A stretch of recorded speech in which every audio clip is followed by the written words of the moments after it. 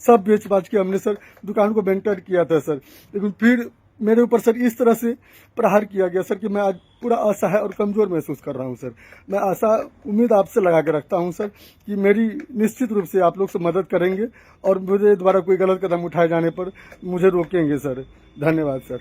कटिहार जिले के बराड़ी में एक राशन डीलर का दर्द अब सड़क से निकलकर सोशल मीडिया तक पहुंच गया है। सवाल सिर्फ इतना नहीं कि आरोप क्या है, सवाल यह भी है कि आखिर व्यवस्था पर भरोसा इतना कमजोर क्यों हो गया। जन वितरण प्रणाली दुकानदार अजय यादव का दावा है कि जांच के नाम पर पैसे मांगे गए, पैसे नहीं दिए तो लाइसेंस रद्द हुआ और फिर बहाली के लिए लाखों रुपए देने पड़े। इन आरोपों की आधिकारिक पुष्टि अभी नहीं हुई है, लेकिन सवाल उठना लाजमी है। अगर सब कुछ नियमों के तहत हुआ तो फिर ऐसे आरोप बार बार क्यों सुनाई देते हैं। सबसे बड़ा सवाल यह है कि अगर किसी व्यक्ति को न्याय पाने के लिए सोशल मीडिया का सहारा लेना पड़े और वो परिवार सहित आत्महत्या की चेतावनी देने लगे तो क्या यह व्यवस्था की सफलता मानी जाएगी। जिन पर आरोप लगे उनका पक्ष भी सामने आना जरूरी है। अगर आरोप गलत है तो जांच उन्हें बेदाग साबित करे और अगर सही है तो कार्रवाई सिर्फ कागजों तक सीमित नहीं रहनी चाहिए।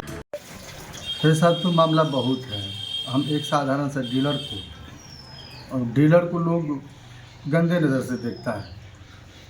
जब फर्स्ट टाइम हमारे ज़िला में ज्वाइन किया आलोक चंद चौधरी जी, हमारे एसडीओ सर्दे पदाधिकारी स्वरूप उनके द्वारा ज्वाइन किया गया। फर्स्ट टाइम उनके द्वारा जांच किया गया मेरे दुकान का और स्पष्टीकरण भी निकाला गया। पहली बार स्पष्टीकरण निकालने के बाद हमारे स्थानीय डीलर थे अजीत कुमार और पप्पू सिंह, उनके द्वारा जिला गए। जिला जाने के बाद जो है हम स्पष्टीकरण का जवाब दिए, उसे असंतोषजनक बताते हुए उस स्पष्टीकरण को रद्द कर दिया गया सर के द्वारा। पहली स्पष्टीकरण हुआ था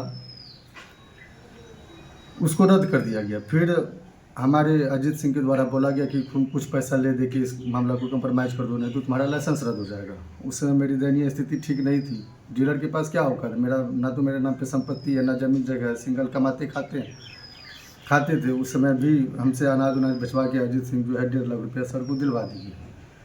फिर दोबारा एक साल बीच में सही चला, हम किसी तरह से मेंटेन किए कर्जा बयान लेके दुकान। फिर दोबारा सर हमारे ऊपर स्पष्टीकरण निकाले। आलोक चंद चौधरी जी सर। ये पहले बार जब हुआ था, दूसरी बार 25 में निकाले थे। 25 में निकालने के बाद फिर उस समय मेरा लाइसेंस रद्द कर दिया गया। बताया गया कि आपका स्टॉक फॉल्ट है, आपके साथ इतना शॉर्टेज है, ये सब बता कि हमको मेरा लाइसेंस रद्द कर दिया गया। रद्द करने के बाद जब चेक शिवनाथ चौधरी को दिया गया तो हम टोटल माल उनको दे दिए। जितना भी अवशेष मेरे को बता के स्पष्टीकरण निकाला गया था, रद्द किया गया था। फिर हम अपील किए एडीएम सर के पास। एडीएम सर सारा चीज़ का जांच उच करते हुए हमको रील दुकान चालू करने का आदेश दिया।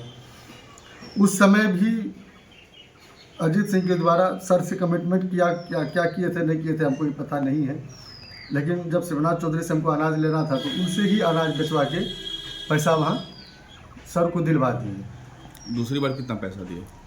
दूसरी बार भी मोटा ही अमाउंट लिए थे, 2.5-3 लाख रुपया लगभग लिए थे। पहली बार 1.5 लाख, दूसरी बार 2.5-3 लाख। 2.5-3 लाख रुपया लिए थे, जो कि कुछ पैसा हम फ़ोन पे के माध्यम से दिए थे फर्स्ट टाइम में। दूसरी बार तो लेने से मना कर दिए ऑनलाइन, बोले हमको कैश चाहिए तो हम कैश ही उनको दिए थे। अब ये स्थिति है कि हम क्या करें, हमको समझ में नहीं आ रहा। जिंदगी अभी चल रहा है लेकिन स्थिति बहुत ख़राब है मेरा, असहनीय है, बर्दाश्त से बाहर है। जब भी कोई भी पदाधिकारी जांच करने के लिए आते हैं तो हर हमेशा डिमांड करते हैं, परकेप के माध्यम से जांच करते हैं तो 5,000 10,000 का डिमांड करते हैं। वो सब चीज़ कहाँ से पूरा करेंगी? अनाज मेंटेन पब्लिक को पुराते हम लोग तबाह हो जाते हैं। गोदाम से भी अनाज कम मिलता है। अभी क्या समस्या, अभी भी आपका शोषण हो रहा है क्या? अभी है शॉर्टेज, जब भिजवा दिया है सब चीज़ तो शॉर्टेज तो ऑलरेडी होगा ही होगा।